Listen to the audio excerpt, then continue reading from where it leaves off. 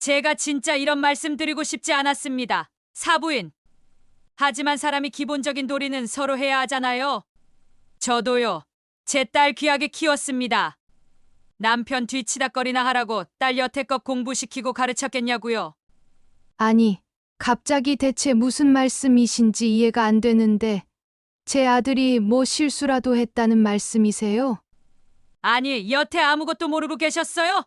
사위라는 녀석이 집에 오면 손 하나 까딱하지 않고 하나부터 열까지 다 아내가 해주기만 바란다는데 대체 자식을 어떻게 키우신 겁니까? 어떻게 부부가 같이 살면서 집안일을 하나도 하지 않을 수가 있습니까? 요즘 세상에? 귀를 찌르는 사부인의 언성에 쿵하고 가슴이 내려앉는 것 같았습니다. 이것은 악몽의 시작이었습니다. 대체 무슨 일로 어머니는 사돈의 전화를 받게 된 것일까요? 안녕하세요. 사연으로 마음을 읽는 채널 마음의 라디오에 오신 것을 환영합니다. 오늘은 곱게만 키운 아들이 장가를 가서 결혼 생활이 순탄치 않아 고민인 한 어머니 사연을 소개합니다. 어떤 부모님들에게 자식은 자식 이상의 의미를 갖기도 합니다. 힘들게 얻은 자식이라서, 너무 사랑스러워서, 혹은 너무 기특해서 자식에게 무한의 애정을 쏟기도 하지요. 지극정성을 쏟아 키운 너무 귀하게만 여겨졌던 소중한 자식, 내가 그렇게 공들여 키우면서 늘 세상에서 환영받고 좋은 대접을 받으며 살기를 바랬을 것입니다. 그러나 자식 농사란 늘 예상과 다른 결과를 주기에 그렇게 키운 자식이라 해도 자식이 다 컸을 때 부모가 늘 만족하는 것은 아닐 수 있습니다. 혹은 예상치 못했던 일들로 오히려 소가리를 하게 되는 일도 많지요. 잘 되라고 물심양면으로 애쓰며 키운 아들이 결혼을 했는데 오히려 부모의 골칫거리가 되어버린 한 어머니의 사연을 통해 자식이란 어떻게 키워야 하는지에 대해 생각해 보고자 합니다. 오늘도 사연 끝까지 시청해 주시고 지혜를 나누어 주세요. 구독과 좋아요는 큰 힘이 됩니다. 그럼 지금 사연 시작합니다. 안녕하세요. 저에게는 결혼한 지 10년이 넘어 간신히 얻은 외동 아들이 하나 있습니다. 결혼을 하자마자 너무나도 간절히 아이를 원했지만 도무지 아이가 생기지 않아서 정말 힘들었지요. 몸에 좋다는 것도 많이 먹어보고 무당을 찾아가 어떻게 하면 애가 생기는지 부적을 써보기도 했답니다. 그 당시에는 지금처럼 시험관이니 그런 게 흔치가 않았어요. 방법이 없어서 애를 입양을 해야 하나 그렇게 생각을 하고 있을 때에 기적처럼 아이가 생겼지요. 정말 얼마나 좋았는지 말도 못하죠. 아이를 기다려본 사람들은 알 거예요. 그 날아갈 듯이 기쁘고 행복한 마음요. 자그마치 10년이에요. 10년을 기다려서 얻은 너무도 귀한 아이였습니다. 모든 아이가 다 귀하겠지만 저한텐 그렇게 특별하고 또 정말 소중한 아이였어요. 아들 하나 있는 거 정말 제가 무엇이든 다 해주고 싶었습니다. 한 번 입은 옷은 꼭 빨아서 깨끗이 입혔고요. 언제나 집밥을 따뜻하게 해서 줬지요. 아들을 위해서 힘든 줄도 모르고 그렇게 했어요. 언제나 보면 너무 신기하고 잘 자라주는 것이 마냥 기특하고 고마웠어요. 내가 해줄 수 있는 건 다 해줬어요. 귀한 마음으로 귀하게 키웠습니다. 어디 가서든 귀한 대접을 받기를 바랬지요.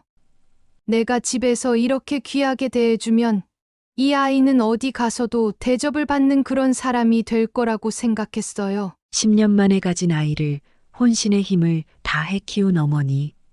그 아이는 다 자라서 성인이 되었고 결혼까지 했습니다. 과연 어머니가 바라던 대로 아이는 어디에서나 대접을 받는 그런 사람이 되었을까요? 잘 사는 살림은 아니었지만 애 하나 어떻게든 부족함 없이 해주려고 노력했습니다. 다행히 큰 말썽 없이 대학까지 잘 나오고 취업도 잘했지요. 얼마나 고맙고 대견했는지 모릅니다. 이제 결혼하고 가정을 꾸려 애 낳고 오손도손 사는 걸 보면 저는 정말 바랄 것이 더 이상 없겠다는 생각을 했지요. 며느리도 마음에 들었거든요. 직장에서 만난 아주 착실한 아가씨였어요. 똑 부러지고 야무져서 둘이 결혼하고 살면서 무슨 일이 생겨도 잘 이겨내겠구나 싶을 정도로 믿음이 가는 아이였지요. 결혼식장에서 너무 감격스럽고 감정이 북받쳐서 저도 모르게 눈물을 한 바가지 쏟았지 뭡니까. 사람들이 내가 아들 장가 보낸다고 섭섭해서 그런 줄 아는데 사실 그게 아니었어요. 그동안 아들을 너무 애지중지하며 키웠는데 이제야 그 보람을 내가 얻는구나. 제대로 잘 키운 어른이 되었구나 싶어서 감격해서 그런 겁니다. 너무 행복했어요. 아들 결혼하던 날이 아마 제 인생에 아들 임신했던 날 이후 두 번째로 행복했던 날일 거예요. 그렇게 아들이 장가를 가고 이제 저는 제 역할은 다 끝났다고만 생각했지요. 좀 허전하기도 하고 섭섭하기도 했지만 저는 만족스러웠습니다. 정말 저는 후회가 남지 않을 정도로 아들 키우는 데에 최선을 다했다고 자부했거든요. 아들 장가 간 것이 시원할 정도로요. 그렇게 이제 아들도 또 저도 각자 꽃길만 걷게 될 줄 알았지요. 아들의 결혼식에서 감격의 눈물까지 흘리셨다는 어머니. 그러나 어머니 예상과 달리 아들이 결혼 후 예상치 못했던 일들이 생기기 시작했습니다.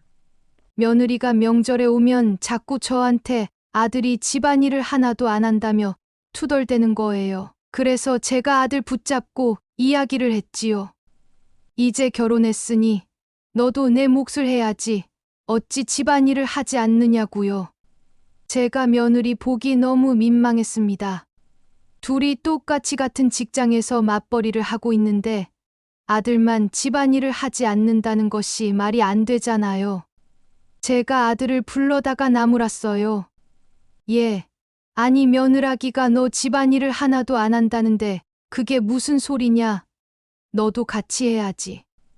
어째 넌 하나도 안 하는 거야? 아니, 엄마. 나 평생 그런 일 한 번도 해본 적이 없잖아요. 갑자기 집안일은 무슨 일? 뭐, 내가 할 줄 아는 게 있어야 하지.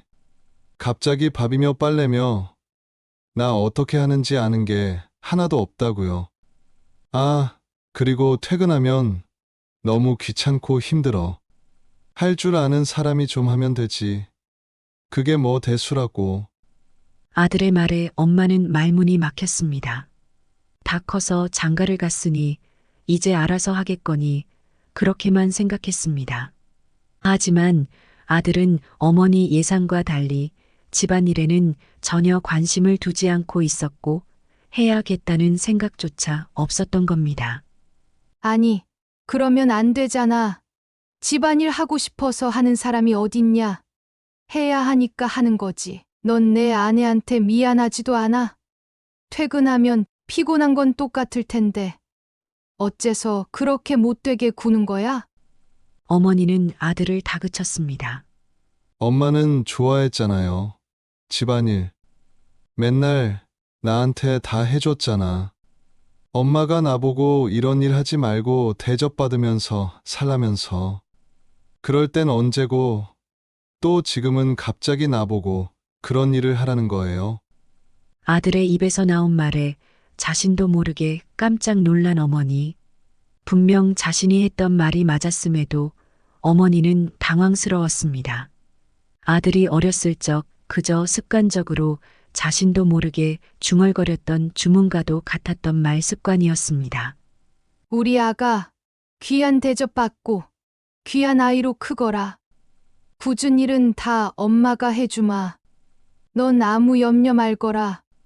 어리고 귀여웠던 외동아들에게 늘 주문처럼 들려주었던 어머니의 말이 분명했지요. 그건 그저 어머니의 바람이었습니다. 누구에게나 사랑받고 귀한 대접을 받기를 바랬습니다. 그런 마음으로 아들에게는 집에서 굳은 일을 하나도 시키지 않았습니다. 어차피 어른이 돼서 독립을 하면 다 해야 할 테니까 그 전까지는 내가 힘 닿는 데까지는 해주고 싶다는 것이 어머니 마음이었으니까요. 아들이 크면 다 알아서 잘할 줄로만 알았습니다. 어머니가 열심히 챙겨주는 걸 보면서 배워서 언젠가 필요하면 스스로 할 거라고 생각을 한 것이지요.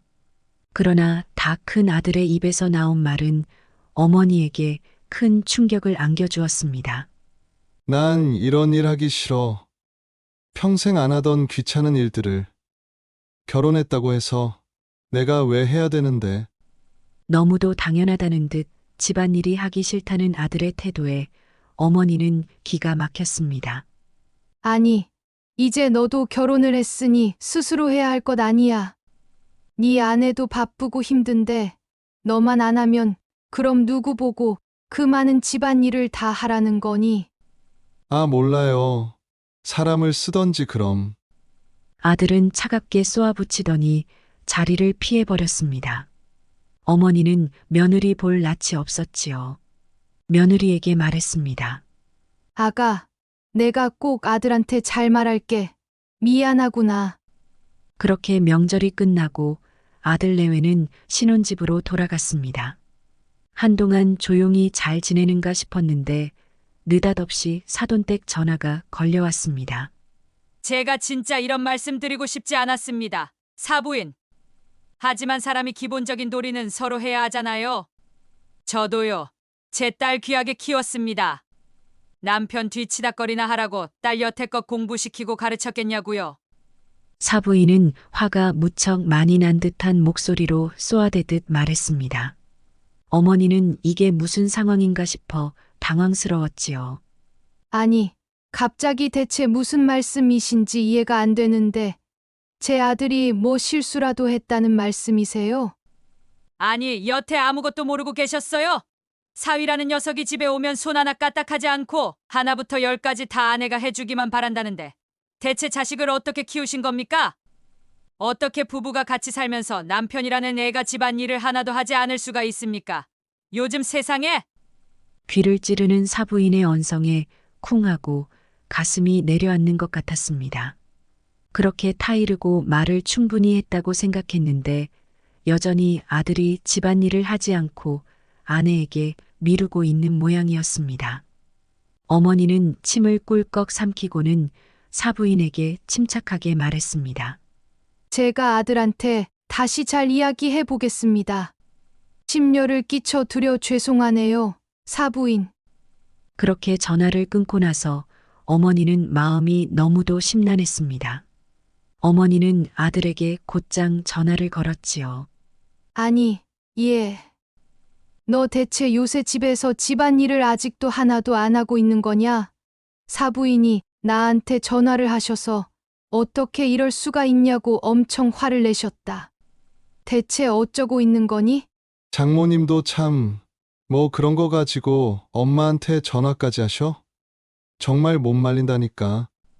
어제 아내하고 집안일 문제로 좀 다퉜어요. 그래서 아내가 장모님한테 하소연을 좀 했나 보지.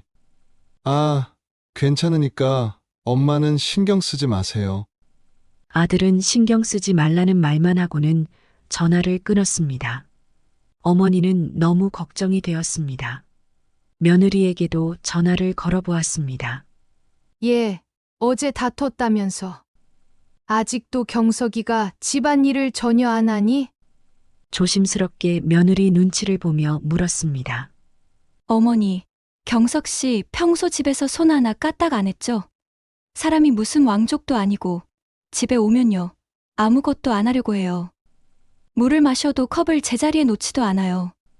양말 빨래통에 넣는 것도 안 하고요. 저는 태어나서 경석 씨처럼 집안일을 아무것도 안 하는 사람은 처음 봐요. 대체 평소에 어떻게 살았길래 사람이 이 모양이에요?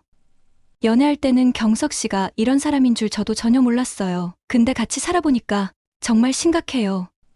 아니, 어머니, 대체 경석 씨를 어떻게 키우신 거예요? 사람이 어떻게 집에서 자기 손으로 할 줄 아는 게 하나도 없을 수 있죠? 며느리의 목소리가 송곳처럼 어머니의 가슴을 콕콕 찔러왔습니다. 평소 아들을 집에서 키우면서 단 한 번도 문제라고 생각해 본 적이 없는 행동들이었지요. 늘 아들이 피곤할까봐 미리 방도 다 치워주곤 했고, 아들이 벗어놓은 옷들은 아무 말하지 않고 어머니가 늘 치워서 빨아서 정리까지 다 해주곤 했으니까요. 그런 일을 하는 것이 어머니는 당연히 자신의 몫이라 여겼고, 그걸 즐거운 마음으로 했던 어머니였습니다. 아들을 위해 그렇게 하는 게 전혀 힘들다고 여기지 않았지요. 그러나 그런 일이 다른 사람 눈에 이토록 다르게 비춰질 수 있을 줄 아들 키울 땐 생각해 보지 못했습니다. 아니, 어떻게 사람이 밥 차릴 때 수저도 놓지 않고 먹고 나서 빈 그릇을 싱크대에 가져다 놓을 줄도 모르냐고요. 마치 옆에 무슨 하인이라도 따로 있는 것처럼 자신은 맨날 몸만 싹 빠져나간다니까요. 아무것도 안 하고 다 저보고 하라는 소리죠. 제가 대체 무슨 죄로 이렇게 살아야 되는 건데요? 며느리의 말에 어머니는 낯이 뜨거워지는 것을 느꼈습니다. 어머니는 기어들어가는 목소리로 간신히 말을 했어요. 다 커서 독립하면 지가 알아서 할 줄 알았지. 그 말 말고는 어머니가 할 수 있는 말이 없었습니다. 아깝고 또 아까워서 그 귀한 손을 아껴주고 싶었기에 굳은 일은 다 자신이 도맡아 대신 해주었던 어머니. 지금은 그런 자신의 행동이 조금씩 후회가 되기 시작했습니다. 어머니는 그 이후에도 아들에게 연락을 해서 집안일을 같이 해야 한다고 타이르고 또 타일렀지만 아들의 오래된 습관은 잘 고쳐지지 않았습니다. 아들은 평소에도 하지 않던 자질구레한 귀찮은 일들은 하기 싫어했고 아내와 계속 집안일로 다툼을 벌이는 일이 많아졌습니다. 그럼 차라리 청소업체를 쓰자고. 밥도 사다 먹고. 아들과 며느리는 결국 돈으로 가사 노동을 해결하기로 합의를 했습니다. 하지만 그렇게 돈을 써봐도 만족스럽지 않기는 마찬가지였습니다. 청소업체가 오는 날까지 집안은 늘 지저분한 상태였고 그 상황을 견디지 못한 아내의 스트레스는 극에 달했습니다. 사먹는 음식도 불만족스러웠지요. 자극적이고 돈도 많이 드는 식비를 감당하기 힘들어진 부부는 결국 돈으로도 가사를 해결할 수 없다는 결론에 다다랐습니다. 하지만 아들은 여전히 가사 일을 전혀 하고 싶은 마음이 없었습니다. 자신은 그런 일을 하는 게 맞지 않는다고 굳건히 믿는 탓이었습니다. 어렸을 때부터 엄마가 늘 이야기했던 대로 아들은 자신은 집안일을 하지 않는 것이 맞다고 어느 순간부터 스스로 믿게 되었던 것입니다. 집안일을 자신에게 떠넘기거나 방치하는 남편 때문에 아내는 지쳐갔습니다. 시어머니나 친정 엄마에게 하소연을 하는 것도 아무 의미가 없었지요. 남편은 온갖 귀찮은 일은 전혀 하려고 들지 않았고 아내에게 모든 가사 노동을 떠넘겼습니다. 정말 이런 인간인 줄 몰랐어. 자신을 배려하지 않고 아나무인으로 구는 남편에게 온갖 정이 다 떨어지고만 하네. 아내는 결국 큰 결심을 하게 되었습니다. 아무래도 이혼해야 되겠어. 이런 남자하고 평생을 어떻게 같이 살아. 내가 식모도 아니고. 아내는 결국 남편에게 이혼하자는 제의를 하게 되었습니다. 엄마, 지영이가 이혼을 하자는데요. 어느 날 아들의 입에서 가장 듣고 싶지 않았던 이혼이라는 단어가 나왔습니다. 그 말에 앞이 깜깜해진 어머니. 아들이 이혼을 하고 또 재혼을 한다 해도 똑같은 일이 반복될 수 있다는 암담한 생각이 들었습니다. 어머니는 이 일에 대해 자신이 책임을 져야겠다고 생각을 했습니다. 내가 돈을 대줄 테니까 집안일 해주는 도우미를 아예 고용하면 어떻겠니? 도무지 아들이 집안일을 할 생각이 없고 차라리 이혼을 하겠다고 하자 어머니는 궁여지책으로 돈으로 떼어볼 생각을 했습니다. 아들은 그 생각을 아내에게 전달했고 그렇게 둘은 잠시 타협을 하게 되었습니다.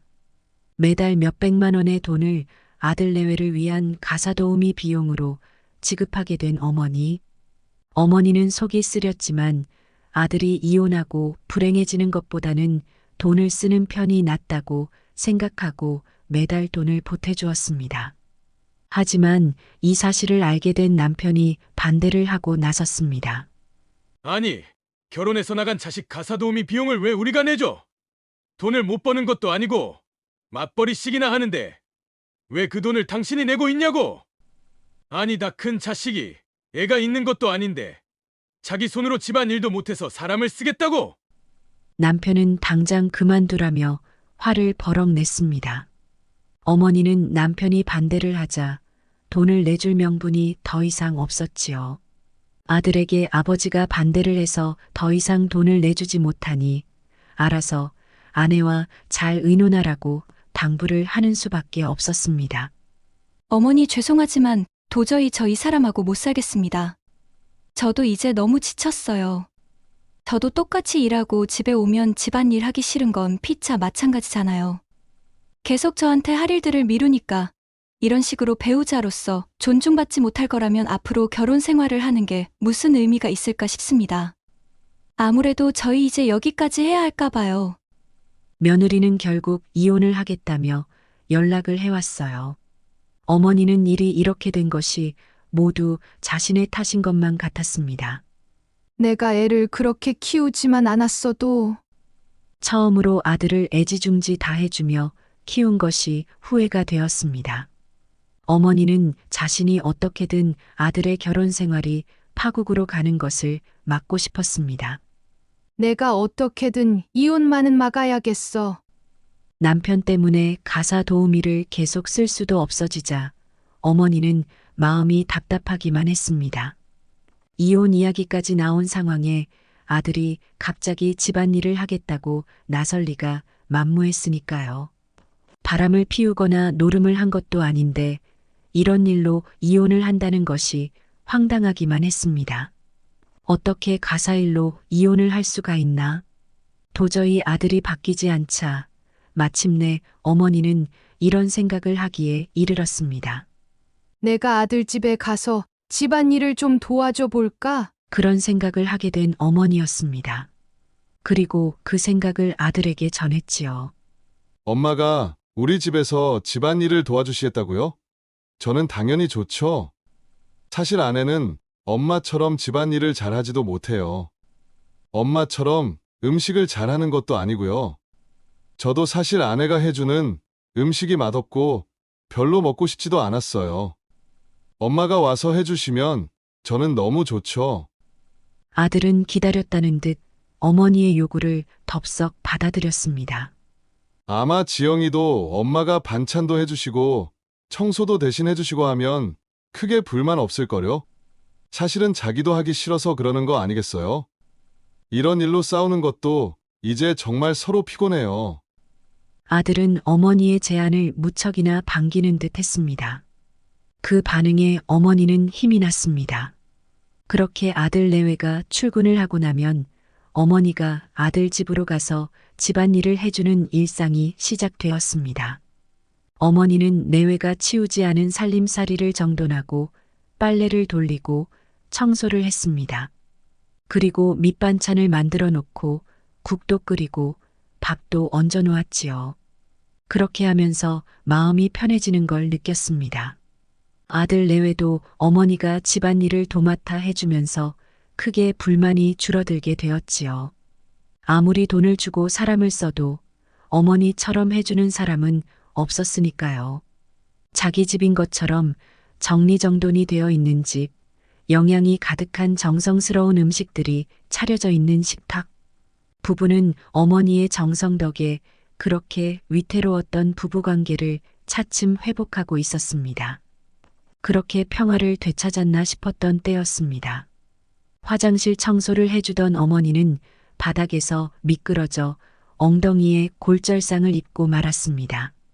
병원에서 몇 주간 입원을 해야 했지요.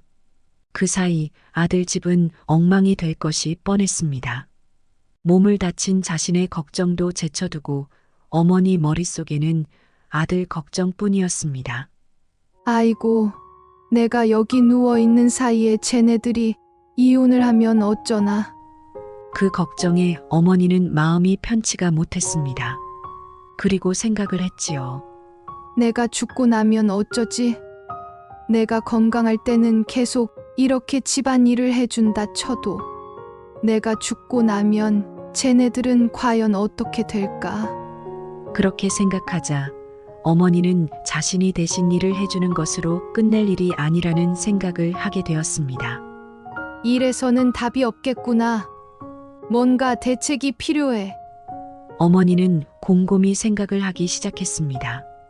자신이 없어도 아들 내외가 서로 배려하고 잘 살아갈 수 있게 도와주려면 어떻게 해야 할까? 병원에 병문안을 온 아들에게 어머니는 한 가지 제안을 했습니다. 아들아, 엄마가 병원에서 퇴원할 때까지 네가 내 밥을 좀 지어 오너라.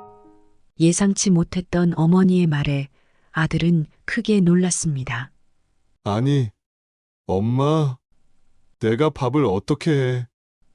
그 말에 어머니는 눈을 부릅뜨고 엄하게 아들을 나무랐습니다. 난 평생 네 밥을 해줬는데 넌 아파 누워있는 엄마한테 밥도 못 해주니? 그 말에 아들은 할 말을 잃었습니다. 아니, 못하겠다는 게 아니라요. 제가 할 줄을 모르잖아요. 잘 아시면서 그래요. 투덜대는 아들이 왜 이렇게 한심해 보일까? 어머니는 그런 아들을 딱하게 바라봤습니다. 너 엄마 말 똑바로 들어라. 널 이렇게 키운 것은 엄마 잘못이야. 엄마가 널 너무 사랑하고 아낀 나머지 널 아주 덜 떨어지고 등신같이 키웠다는 걸 엄마가 이제야 깨달았어. 그러니 똑똑히 들어라. 엄마가 죽기 전에 꼭 너한테 이건 가르치고 죽어야겠다. 엄마 퇴원할 때까지 무슨 짓을 해서든 엄마 먹을 도시락을 매일 싸와. 엄마 삼시세끼 병원 밥은 못 먹겠다. 알았니? 어머니는 처음으로 아들에게 엄격하게 말했습니다. 어디 가서 사오거나 대충 때울 생각하지 마. 엄마는 서툴어도 네가 직접 한 밥 아니면 안 먹을 테니까. 요즘 세상에 자기 손으로 밥도 못 해 먹어서 이혼을 한다는 게 가당키나 하니? 다 내가 널 못 가르쳐서 생긴 일이니까 엄마가 이건 꼭 네가 밥이라도 제대로 하는 걸 봐야 나중에 눈을 편히 감을 것 같다. 늘 자상하고 따뜻하기만 했던 어머니였습니다. 그 어머니가 칼날처럼 날카롭게 벼려진 눈빛으로 아들에게 하는 말에 아들은 깜짝 놀랐지요. 어머니는 늘 아들의 비빌언덕이었습니다. 무슨 일이 생기면 늘 어머니 그늘에 가서 쉬던 아들이었지요.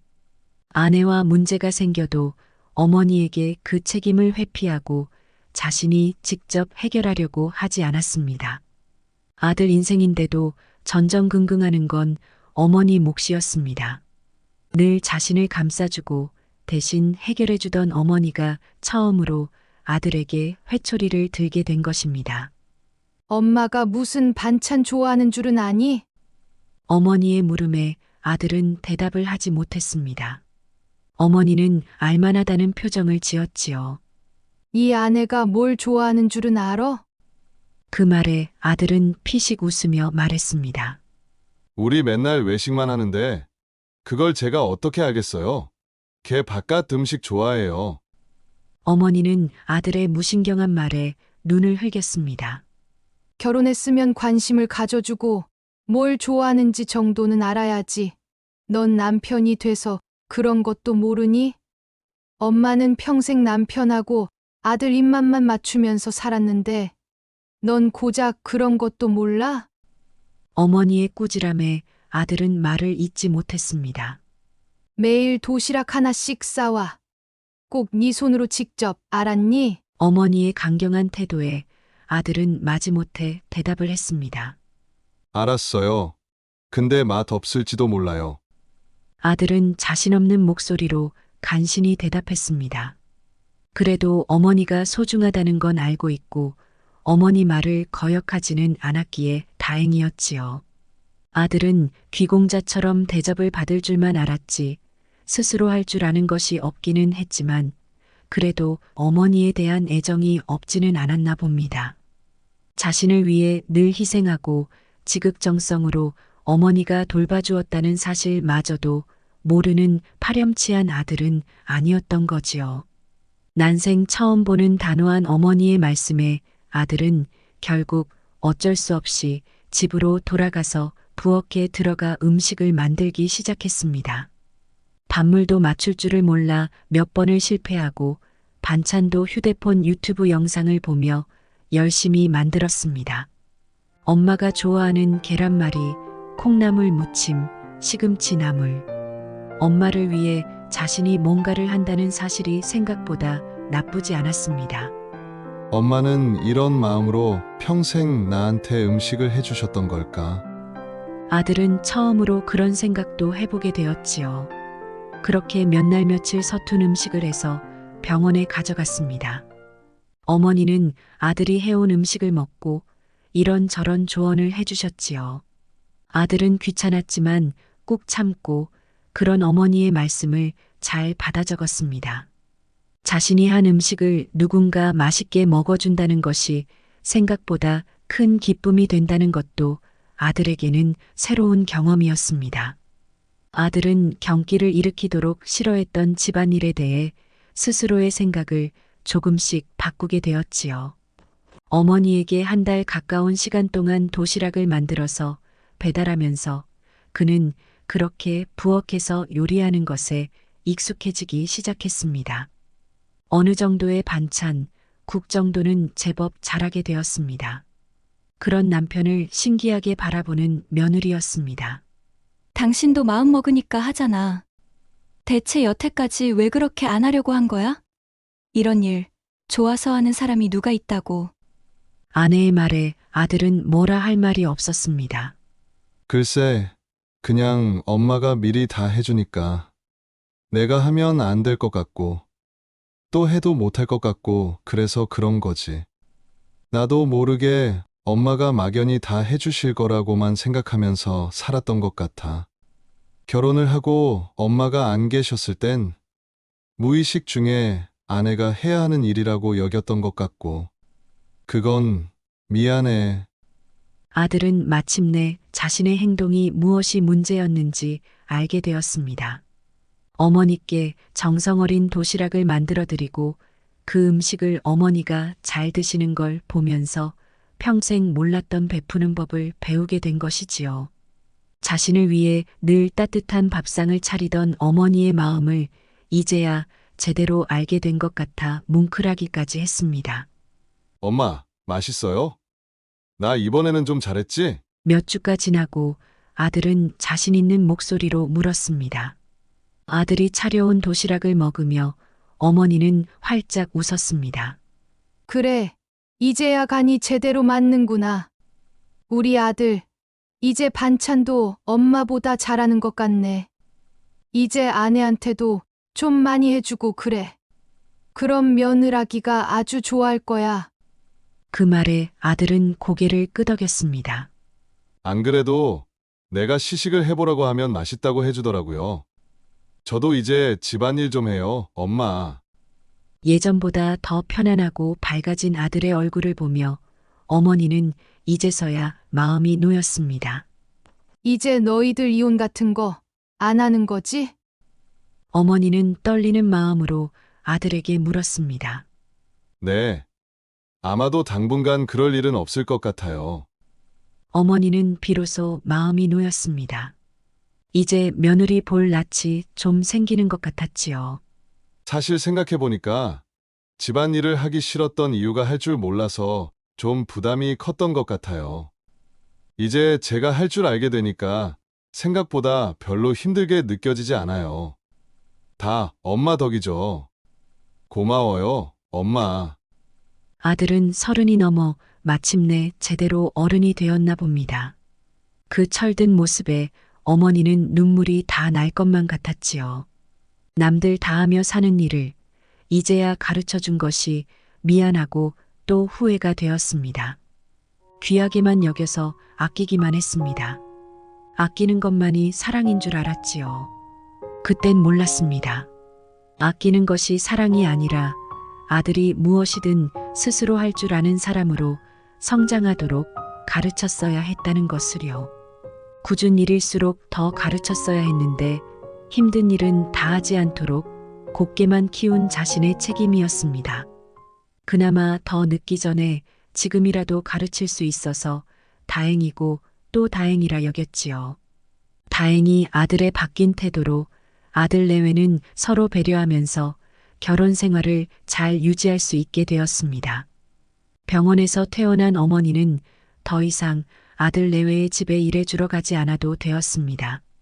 뒤늦게라도 아들에게 가르침을 전한 어머니는 이제야 마음 편히 노후를 보낼 수 있게 되었지요.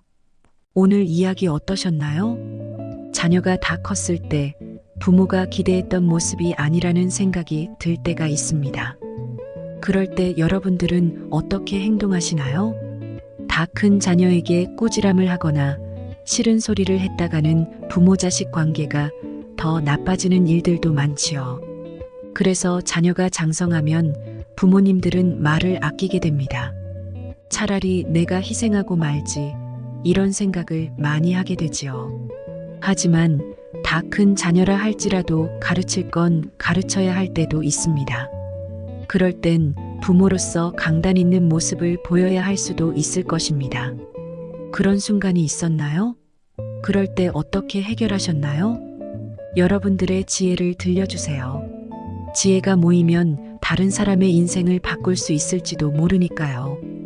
오늘 이야기가 마음에 드셨다면 구독과 좋아요를 부탁해요. 마음의 라디오는 다음 시간에 또 새로운 사연으로 찾아오도록 하겠습니다. 감사합니다.